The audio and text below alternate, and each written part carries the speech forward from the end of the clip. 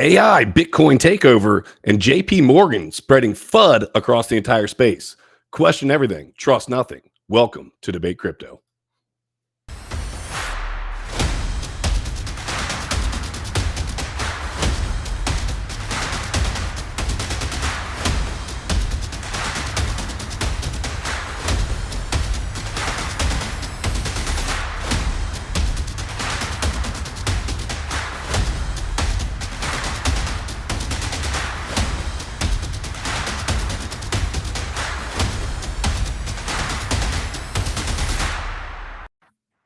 It's your boys, Keeper and Crusader, and it is Sunday Funday. Crusader, what's popping off in the Crusader household today? Anything exciting? We're melting out here with the heat down here, bro. Melting.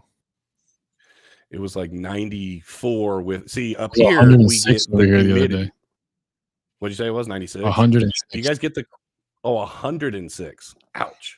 We get crazy humidity here in Ohio land. It's probably all of that, air, the oxygen coming from, train wrecks, etc. But it just gets just so, I mean, I walk outside and I already sweat like crazy anyway. So I walk outside and we did like some family pictures yesterday. And I told my wife, I'm like, hey, pick something out for me that maybe you won't really see the sweat all Black over. shirt.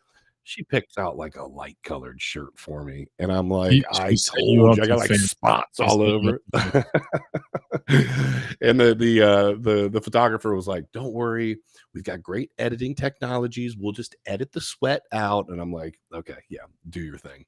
But Crypto fam, smash that like if you haven't already. We're back. It's Sunday. We are trying to decide whether we're going to end up doing 11:30 or noon. We will keep you posted on that, just kind of fine tuning. We have a meeting today at 12:30, so we definitely needed to go early. But yeah, smash that like. Make sure that you are doing your thing for us, following us on all our socials. So before we dive into it, let me stop into the chat. Who was first? All Sack Nasty with the cute little creative emoji game. Sack Nasty, good to see you, brother. And then Puddles says, hey, yo, Puddles. Glad that you are here as always. All right, let's check out the charts. We'll see. Well, actually, you're going to show us the charts in a second. Let me check out the market cap. The global crypto market cap is at 1.18 trillion with a T dollars. That's up 0.32%. Bitcoin 349. It's the weekend, folks. Guess what? It's flat. That's pretty much expected. You roll down through the entire top 10, XRP up 0.55%, Cardano down 0.97. I mean, literally nothing as you roll down these charts, even farther down into the teens and 20s. Nothing's really happening. Fear and greed index is at 57. We talked about that a little bit the other day when I had blood on and what the importance with that would be. Things are just pretty kind of neutral and boring. Before we get into it, Crusader, anything that has been really piquing your interest in the crypto space as of late? When it comes to piquing my interest, I mean, there's two things. Obviously, the spot ETFs. That's been a big one. But as of recently, this last week, it's the AI. We're going to talk about this later today. But there is literally a video showing AI sending Bitcoin. It's able to hold, manage, and send Bitcoin on its own. So we're going to have AI agents buying up Bitcoin.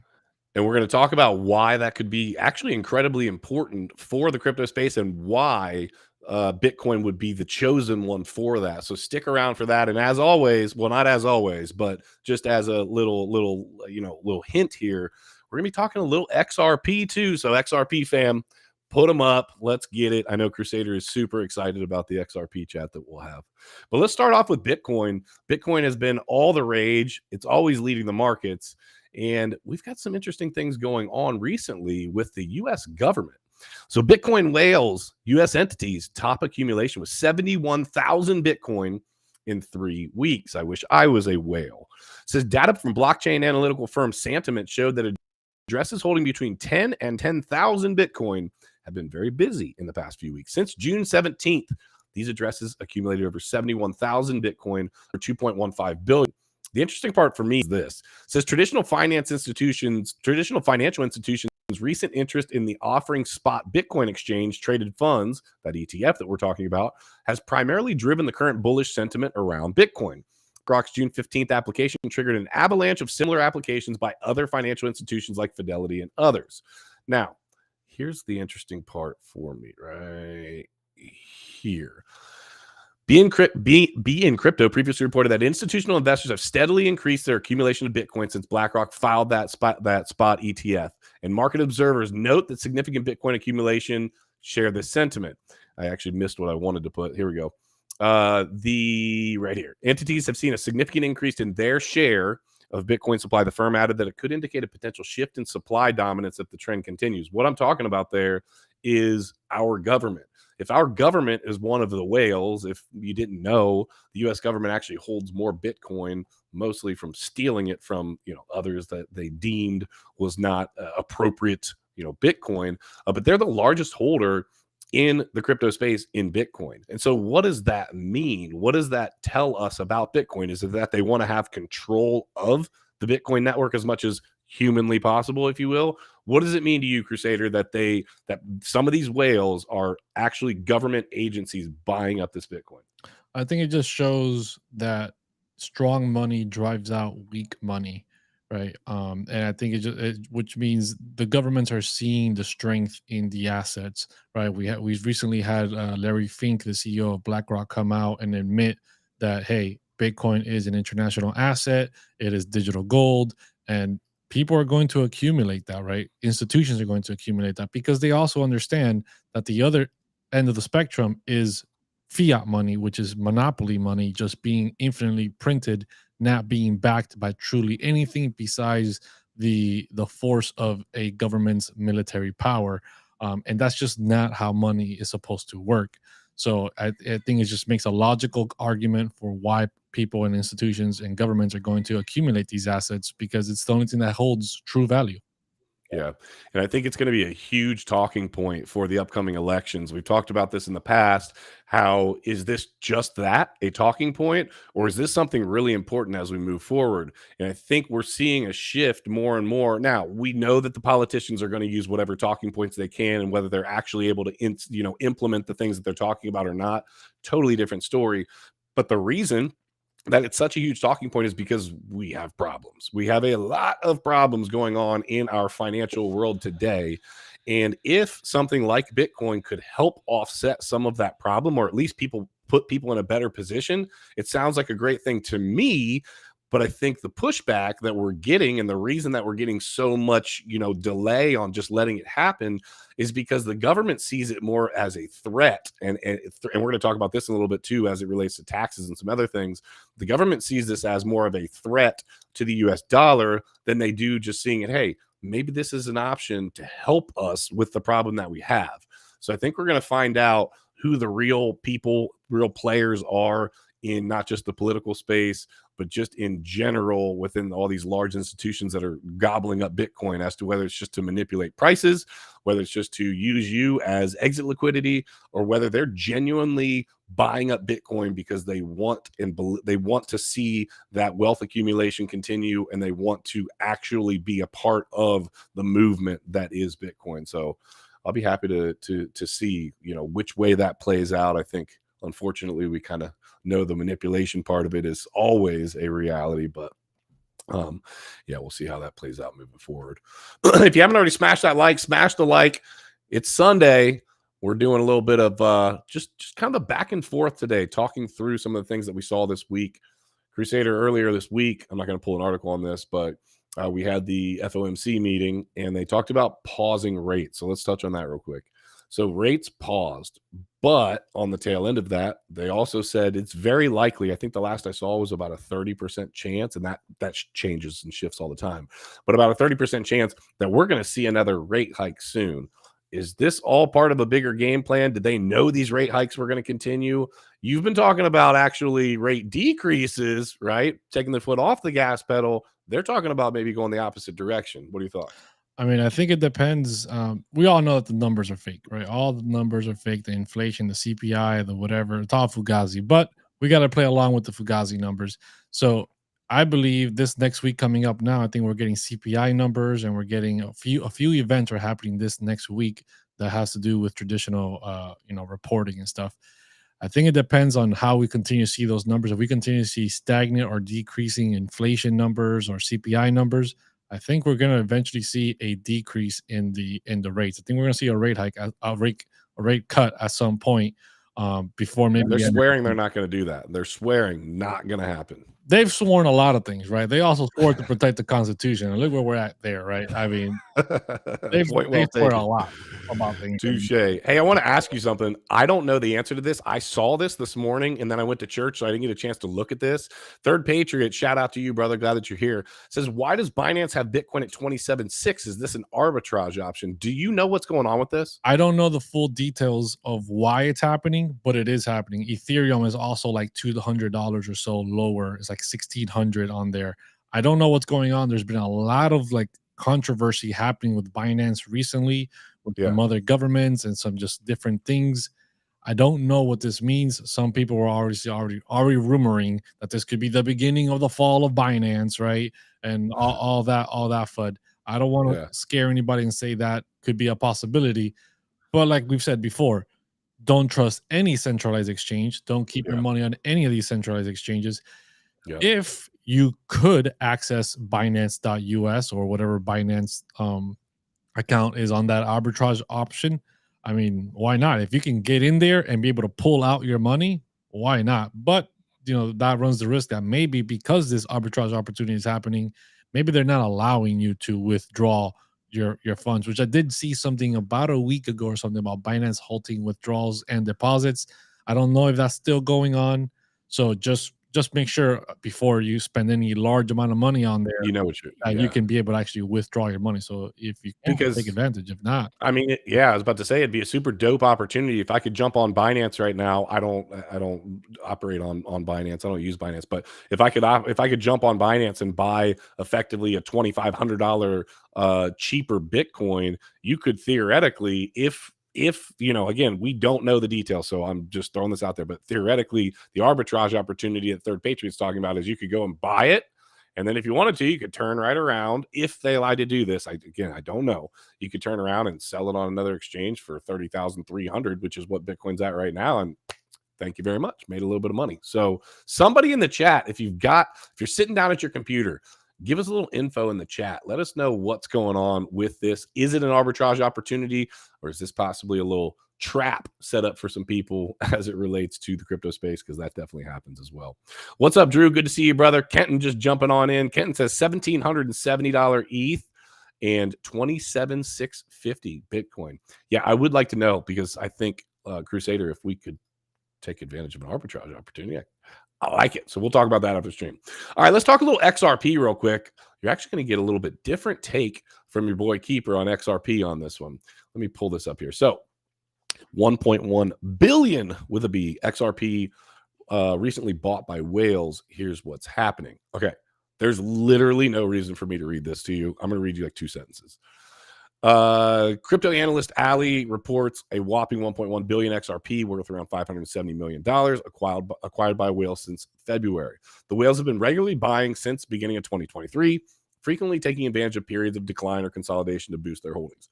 This article, okay, is one of those examples to me of an article that there's absolutely no information in it. You read it and it says, hey, people, XRP, people are accumulating it. We know people are accumulating it. They're going to continue to accumulate it, right? I question whether because we could jump on and pay Decrypt or pay one of these news outlets to push an article for Debate Crypto. So theoretically, why would XRP not, right? They've got all the money in the world. Why would they not just jump on here and just randomly, hey, we need some more buying pressure. We need some more buying pressure. We'll just toss a little article in here. You know what I mean? No big deal. Just let people know people are accumulating, because there's nothing else to the freaking article. I looked at it, thought I was going to get like some info, and I was like, wah, wah, wah. I think they can't put anything else because literally nothing is happening with XRP. Just I know. nothing. I hear people talk about the Hinman emails and the this and the that and the this happened, and they make a little event to this big grand thing. It's doing nothing. Yeah. Doing nothing. It's going to probably continue to do nothing until there's some sort of a break in the case. So the reason that we haven't been talking about XRP as much recently is not my backing away from it, or Crusader all of a sudden loves it. Secretly he does, but it has nothing to do with any of that. It's just the fact that it's literally flat out boring. There's nothing to report. We just need this case to be over with, and then we'll talk about the upside potential moving forward, depending on what happens with the case. So XRP fam, hold strong.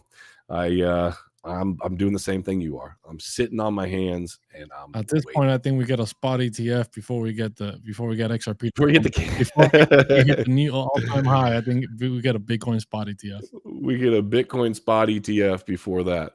So speaking of Bitcoin, there's going to be a lot surrounding Bitcoin today. Bitcoin has been controversial as it relates to taxes for a long time. The IMF is always getting, involved, and their little grimy hands in anything and everything that they can. So I want to pull this up and kind of get Crusader's thoughts on this.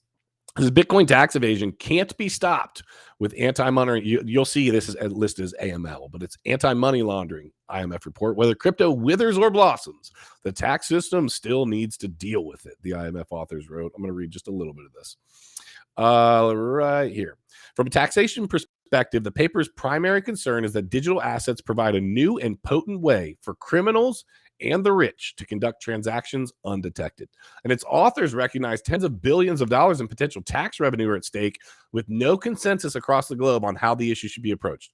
Crusader, we're on a freaking blockchain, bro. Like, you can look through every transaction that has happened. It would take a lot of digging, investigation, knowing where the wallets are coming from, blase, blase, blase, blah.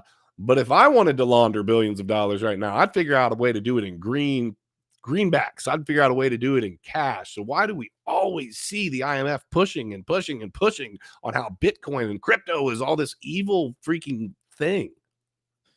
It's just a delay tactic, man. It's just, Fugazi fear tactics that they use for the average person that's not in crypto sees it, and they're like, "Oh, I'm not getting involved." Right? Bitcoin's for criminals. I'm not gonna get in trouble with the IRS and tax laws, right? And that keeps people at bay. But it's just a delay tactic. It's just Fugazi. I mean, like you said, right? Greenbacks, cash money is what people have been laundering money forever. Banks get hit with laundering fees all the time. They Mm-hmm. they have cartels, bank accounts, and all this stuff.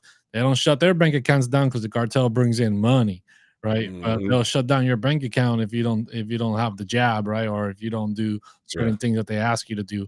So Right.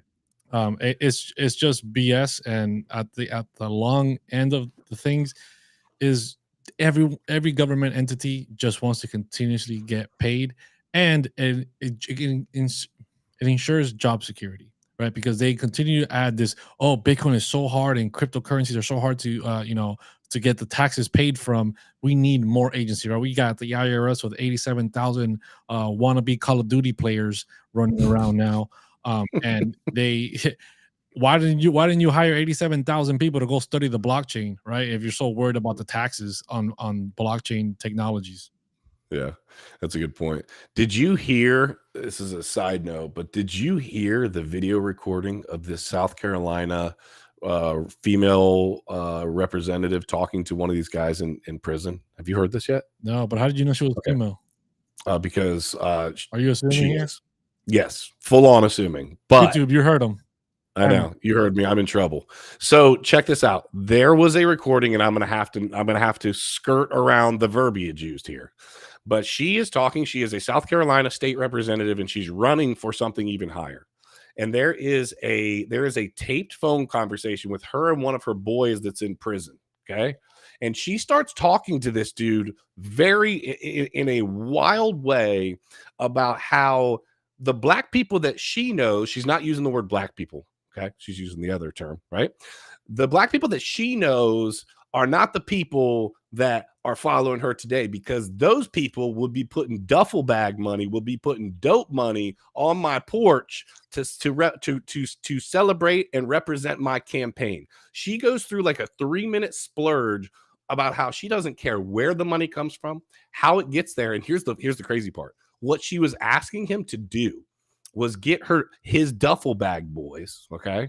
I think most of you probably understand what that is. Get his duffel bag boys to start representing their local communities and going in as and trying to be elected as a Republican, to be a quote sleeper cell to then infiltrate from the opposite side. And she is going to get burnt at the stake for this conversation. It is absolutely, I've never heard anything like, dude, I'm going to send it to you later, Crusader. I literally watched it and I've seen it all, right? And I'm like, At least I'm she was listening. Like, honest, bro. At what? least she was honest. At least she Bro, was honest, bro.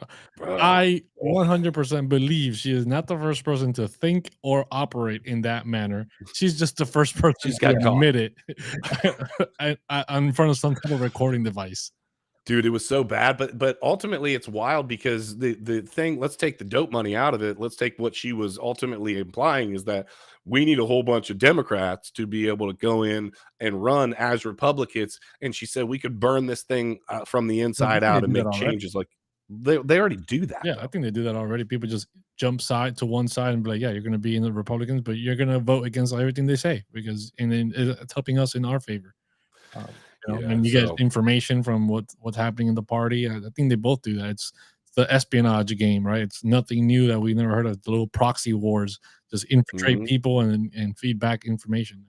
Yeah, and There is again. hear it and see it all the time. They try not to push your eyes to this, but the reality is a lot of what you see on its face when a Democrat and a Republican are arguing or bantering about something, they're having a meeting afterwards, and it's all a lot of it is Prime theatrical, example of a lot of it. prime example. RFK, he infiltrated the Democrats. He ain't no Democrat. Yeah. It doesn't seem like it on its face. The things that he talks about for sure does not he does not lean that way. He's everything I hear him talk about seems very freaking conservative. I mean, I haven't heard him talk too much about it's almost like, hey, Uncle John, like in your honor, I'm going to run as a Democrat. However, you on a different game plan than I am. Yeah, so anyway, lots of interesting stuff going on in politics. You guys are going to see a lot more of that. And we will, as kind of things ramp up in crypto and kind of intersect and collide with crypto and politics, you guys will obviously see us getting into that because we enjoy talking about that. And I think it's important as well. Let me take a quick pause here. Smash the like if you haven't already. Use the hearts. Are the hearts still a thing? That didn't just like magically go away yet, did it? No, I don't think. Okay. All right, smash the hearts if you've got hearts available to give us. Get more people on here; it'd be appreciated. All right. So speaking of people saying things that they absolutely know is a lie from the pits of hell, J.P. Morgan. What do you know? J.P. Morgan says Bitcoin ETF approval unlikely to be a game changer. Oh, really? JP Morgan does not foresee a significant impact from the potential approval of a spot Bitcoin ETF in the US. Such ETFs in other markets have failed to gain large investor interest, the bank said. Okay, there's a bunch of BS in here. Check this out. It says the potential approval of physically backed Bitcoin ETFs by the SEC is unlikely to be a game changer. This is one of their strategists, Nicholas. I don't even know how to say his last name. Okay. He said first, spot Bitcoin ETFs have existed in Canada and Europe for some time, but have failed to gain significant interest. Outflows from gold ETFs over the past year or so have also not benefited Bitcoin funds overall, including futures ETFs, the analyst said. Let's start off with this. Okay. They're comparing the United States. I don't know this number offhand. I probably should have looked this up. I didn't have time. They're comparing the United States on one hand versus Canada and Europe. I think the Nasdaq and I think the S&P and Nasdaq are somewhere around 40 to 50 trillion dollars. I believe that Canada's financial interest in that same regard is somewhere around like 6 or something. It is a massive, massive difference. So when you're talking about the largest in the world, which is the United States, with a massive amount more money available, of course, those markets aren't making a huge difference because there's not much there to make a real difference in the overall grand scheme of things. Also, why else would they do this? Oh, you mean to give the people that they ultimately work for, which is BlackRock, the opportunity to buy up Bitcoin at lower prices? Because if they start selling this to you right now and people start believing, wait a minute, even if the ETF gets approved, it's not going to make much of a difference. Man, I was thinking about it. I think I'll just put stuff into traditional funds. And if they take money out of Bitcoin or just stay away from Bitcoin altogether, and it doesn't give as much of a price appreciation as fast, who can continue to buy it up in the background? Oh, JP Morgan. We've seen Jamie Dimon doing that. And then their overlords, which would be BlackRock. I don't think there's anything I don't think there's any truth involved in this article whatsoever. Do you? Yeah, dude, they're comparing apples to oranges, right? They're comparing a land of freedom and somewhat, right? Some, I would say, maybe 40 to 50% of people of critical thinkers to a country that are sucking maple syrup out of Justin Trudeau's behind, right? That don't think for themselves. They're a bunch of slaves, and the best thing they got for them is the maple syrup. Yeah. Like, of course, then they're not gaining any interest over there. It's like, why? It makes no sense. It's the same. If you use that logic, let's go back to XRP. Oh, XRP sucks because the rest of the world has it and it doesn't go anywhere, right? But yet everyone in the XRP community fights that argument. It's just we just need the United States to accept it. Well, same argument would apply here as well, right? You just need to wait for the United States to pass the spot ETFs, and you're going to see massive gains in the Oh, Bitcoin yeah. market, right? With Yeah. BlackRock and all these massive institutional asset managers, there's absolutely no way that you can, with a straight face, say that and not have the lie detectors fire off. Yeah, and the other part is I'm not going to pull this up, but later on in the article, it starts comparing how gold ETFs didn't have much of an impact on the price of gold. There was Canada has literally, gold. what's that? I didn't even know Canada had gold. There was a literal, I did look at this. I don't remember the exact number, but effectively, when the first gold ETF came out, there was a multi-trillion-dollar influx of money into gold, and gold went woo, up into the freaking right.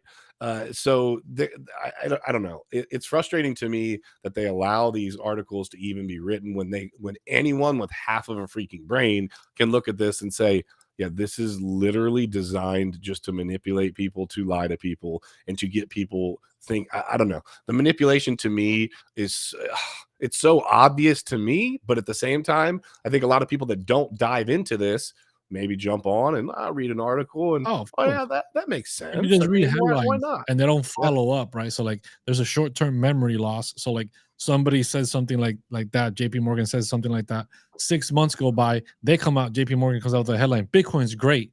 They forgot that they were talking trash about Bitcoin 6 months ago, Uh-huh. and nobody follows up on that, right? Yeah. And keeps track of that kind of stuff to be able to validate their next statement. Is how valid really is it, or is it just an opinion piece to try to push a narrative one way or the other? And that's the Yeah. problem. Same thing with BlackRock. Were doing the exact same thing. They were calling everything Bitcoin, everything down to dumpster, just to absolute trash. And now they're the ones that are applying for a spot ETF. Yeah, I'm surprised they haven't changed their name. I'm surprised they haven't gotten canceled. That's I also a know, pretty that's a big good concern point. to me. We might need to bring that up. We actually maybe we have a TikTok coming about that. That's a great idea, Crusader. I think I might fire that one out there. They definitely need canceled. Smash the like if you haven't already. Let's finish it off, Crusader, with a nice little conversation about AI. I know this is something that's definitely near and dear to your heart, and I'm trying to, get into this whole AI revolution. We use ChatGPT when necessary, and I'm trying to wrap my head around some of this. But there's some interesting things as it relates to Bitcoin and how this can affect the Bitcoin markets. This is the former BitMEX CEO. If you don't know who this is Arthur Hayes, and so it says AI will choose Bitcoin as its native currency, predicts Arthur Hayes. Bitcoin is everything AI needs to stay alive. It's permissionless, scarce, and is always on. I'm just going to read a little bit. Will AI need currency to operate in the same way humanity does? BitMEX co-founder Arthur Hayes says yes, and that currency will be Bitcoin. In an essay published on Thursday, he outlined why Bitcoin will be chosen by AIs as the most logical money with which to calculate their economic decisions and best payment rail on which to carry it out. For starters, AI will necessarily require a payment system that's available at all times, digital, and completely automated. That's because it's constantly able to pay for two critical forms of, quote, food, which is data, and computer power in order to, quote, stay alive. All right, let's pause there. So, Bitcoin, AI needs some sort of payment rails because, as you stated earlier, so I want you to tell me more about this. We have got footage of AI purchasing Bitcoin, correct? Yep. So what's this gonna what does that look like? Walk me through what the importance of AI having actual financial wherewithal and having a choice and an option of where to go, what to do, when to do it, how to do it, why to do it, spend all of Yeah, that. I mean, dude, at the end of the day, AIs are, they might not be sentient right now, but they're at the end of the day, they're still a level of artificial intelligence that can make decisions, that can analyze data and make choices. And if we don't think if we got bots trading, we've got, indicators on stuff. If you think AI is not going to be involved in all of that, you're definitely not paying attention. Like AI is going to be all over trading, and people are going to use AIs, right, to be able to do that as well and build their own AIs to trade crypto for them. But outside of crypto trading, right, AIs that are going to be able to manage, government economies, right, that maybe at some point we'll see an artificial intelligence as running an entire nation, right, they will be able to make decisions and use finances to do that, and they're going to have to use something that's not the banking system that takes 3 to 5 days to send the money here or there, that only works Monday through Friday, 9 a.m. to like 5 p.m., right? AI is going to be on all the time, and it's just not going to be chilling at 12 o'clock at midnight doing nothing. Is If it's got to make a transaction, it will. Will it be Bitcoin only? I don't think so, right? There's just how we have the forex market right now. We have tons of different currencies, and people use different currencies for different purposes. AI will do the same thing. I think the narrative of here that Bitcoin only is, kind of a Bitcoin maxi dream, but could it use Bitcoin as his denomination, as his currency, as his reserve currency? Possibly, right? Seeing the value that it can hold compared to the other ones longer term, for sure. But AI is going to control whatever you can think of will be controlled by AI, right? Uh, Truckers, you're out of a job. Programmers, we're out of a job. Content creators, content creators, editors, everything. You're out of a job. AI can replace all of us in all these different In a lot of different ways. Yeah. so finances, banking, all of that, AI is going to replace you. So question.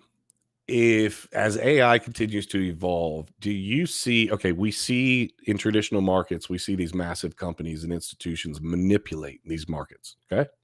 AI learns from historical patterns, from information, from data being input. Okay.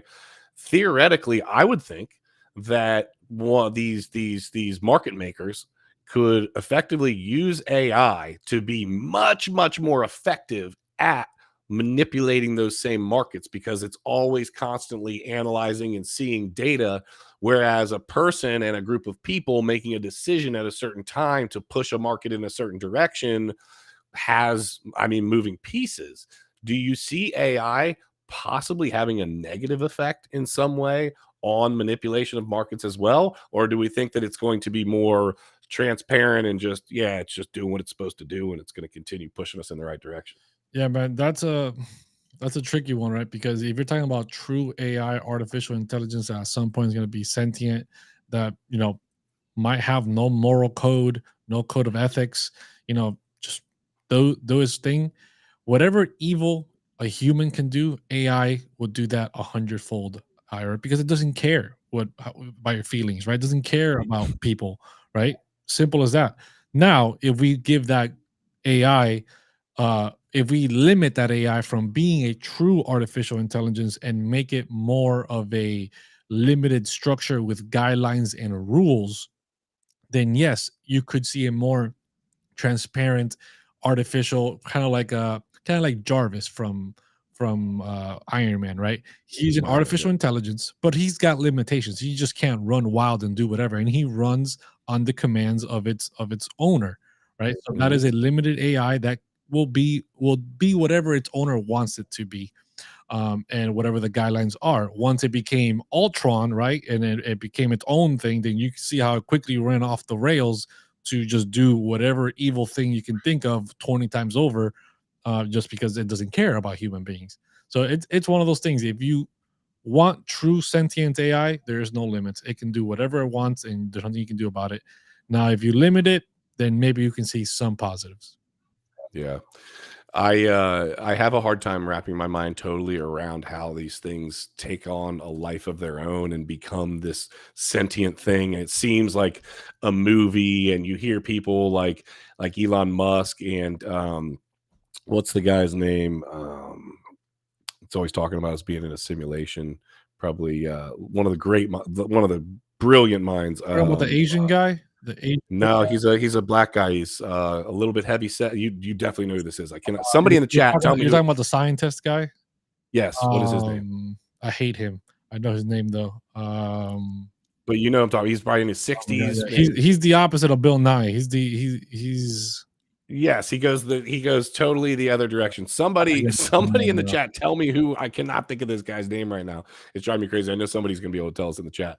But yeah, so with seeing these people, these brilliant minds, Neil Tyson Neil Tyson. There you go. Yes, that's it. Thank you, Sack Nasty. Appreciate you, bro. Shout out to you. And you see some of these brilliant minds talking about the fact that we're in a simulation and the chances of us not being in a simulation. Like the stuff that I hear and see sounds like somebody's smoking way too much weed. Is what to me the chances are greater than less that we're in a simulation. It just seems so freaking wild to me and my human brain, and then you take my spiritual, my Christianity and involve that. Like there's a lot of obviously moving parts for me personally that say like there's just not a way that that's real. But what I do want to say is as we continue to move forward with technology, if you rewind 50 years from now, you wouldn't have to go back this far, but if 50 years ago, which would have been 1973. Okay. We had a conversation and I said, hey, well, yeah. So we had, before Keeper was even born, believe it or not, we had a conversation that seems far. It's a stretch. Is that a stretch? I know I haven't had a haircut recently. I got a lot of grays going on here. I got a cut coming on Friday. And so ultimately, if we had a conversation that said, hey, I'm going to call you from a handheld device, and I'm going to be able to see you person to person and have that conversation, you literally would think the same thing. You would say, you are absolutely out of your freaking mind. What are you smoking and where can I get some? Because it sounds just so out there. But is that what's happening right now where I'm having that conversation with you and saying, bro, what are you smoking? AI is getting sentient, being their own thing and taking over and making decisions 20 times more evil than it. And it sounds like the freaking Terminator, and it just sounds like a movie. But I start to wonder, is that genuinely just the progress that we're making with technology and where we really need to be careful? Because now we start involving this into our monetary system, which is already screwed. If this is not fine-tuned to make decisions that are positive for us as a whole, not the freaking elites, we're going to put ourselves into some, you want to talk about trouble, real trouble. Bro. 120 years ago, we didn't have airplanes. That's a good point. 20 years ago, 2003, smartphones weren't a thing. Apps didn't exist. Facebook was barely a thing. Streaming, not a thing. Nothing that we're doing right now existed 20 years ago. It wasn't even fathomed that we'd be having this conversation, that we'd be sending money digitally around the world. None of this existed 20 years ago. So imagine another 120 years, another 50 years from now. Yeah, it's scary because technology doesn't grow linearly, it's exponentially, right? A logarithmic scale of growth, and it's only going to grow faster the more we develop. So yeah, it's closer than we can think. The question becomes what's the word I'm looking for? Like basically what stopgaps do we put in there to make sure that doesn't happen, especially because it's an arms race. It's an arms race. It's an arms race to ultimately then collapse your own whatever you've built, because we know that could happen. It's a double-edged sword, because if you as a country decide I'm not going to chase after AI because it's unethical, it's going to be the destruction of humanity. Yeah. Yep. There's going to be other countries that are going to do it, and those countries are going to have an advantage over you and use it against you. So then you're like, okay, I don't think this is right, but I have to compete with these other countries. So I also have to develop it. I also have to be better than them. And at some point, somewhere down the line, and everybody thinks, okay, I'll be able to control it. I'll make sure it doesn't get out of line, right? Somebody's going to slip up. And just how we had the Wuhan, slip up, it's going to be the same thing all over again. It's going to be a cyber pandemic all over. Yeah, this is a good comment. Darth Dude said that before this. He said, has anyone read The Singularity is Near by Ray Kurzweil? He said it talks about the inevitable merging of man and machine and how it's been predestined long ago with the rate of our technological progress. and yes, I see it happening. I'm just being That's Elon's transparent. philosophy. I The only way for humans to survive is to merge with the AI. is to merge with the technology, which now the up and coming technology that's happening and we're seeing and using is AI. Yeah, I know the chips are coming. The Neuralink, baby. if we're getting biblical, they are talking about already how your payment rails are going to be very structured, and how and it says in the Bible that you will not be able to transact in commerce should you not get that mark. Now, again, I'm going biblical on this, but I'm just using an example of what's happening and the progression of this technology as we move forward. I'm definitely praying for our. I mean, listen, I think the fall of humanity is imminent. I don't think that we don't see that coming, or at least I think most people see that that's a very real thing that's happening. I guess I'm I think a lot hoping that more in people don't what believe it's happening or don't believe it will happen. you think there's a lot more people that don't actually, all people that are burying their head in the sand, or just think that you and I are freaking whack jobs It's for just even like just considering the I idea. can see their argument, right? That it's just what we think would be the end could not be the end, right? Because it will, we see it at the end from a spiritual standpoint of like, hey, you start getting microchipped, you start getting Neuralink, you start merging with AI. How human are you really, right? Like, are you the same person you were Mhm. before, right?